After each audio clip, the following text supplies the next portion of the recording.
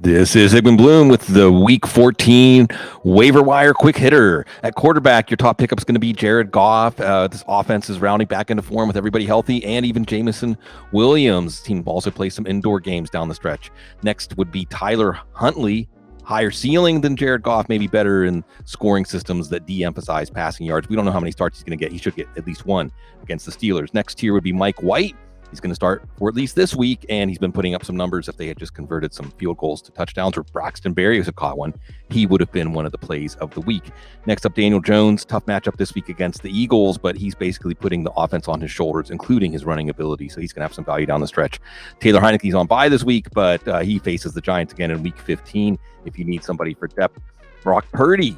Well, we'll see what happens, whether he becomes the starter for good or the team looks at it better and they sign Josh Johnson. But Brock Purdy should get the start this week against Tampa Bay. And for your two quarterback superflex leagues, Desmond Ridder, maybe starting Week 15. We'll be watching that. Bailey Zappe, Mac Jones, is out on the plank a bit. Running back wide, your top pickups, James Cook. Empty the wallet for him. Will he take over? Not sure, but that Buffalo offense and what he looked like when we saw him Thursday night is enough to do that. Raheem Mostert moves back into the waiver wire column with a big matchup against the Chargers. He looked like he was the lead back now that he's healthy for Miami.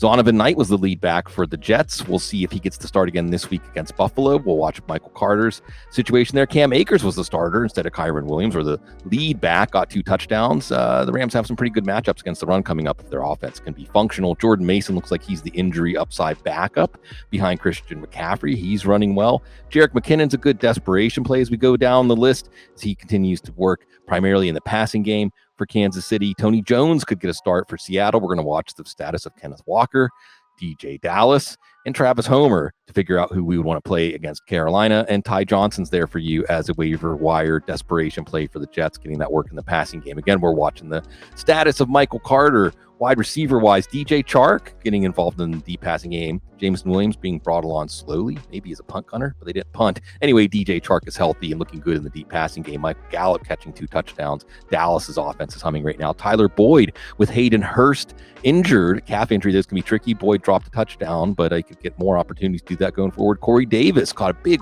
4th and 10 to keep the Jets alive, and he could have some value with Mike White slinging it. The Washington Commanders are going on bye, but if you need some depth, Curtis Samuel, Jahan Dotson look pretty good. They're going to face the Giants again in Week 15.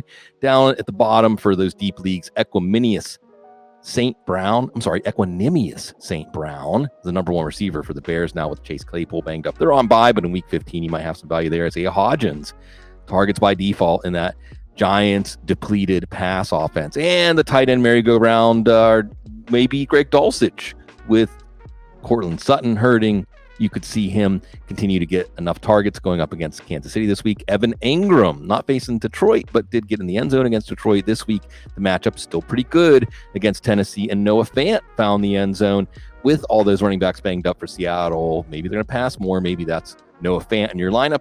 Going one level deeper, Okonkwo. Get Chiggy with it. Tennessee, the rookie, we're seeing his snaps, his targets, his stats go up, and Tennessee needs to get something going in the passing game because Derrick Henry is running into some brick walls. That's the Week 14 waiver wire quick hitter. Good luck, everybody. We appreciate everything you do to help support us at Football Guys because you're so classy.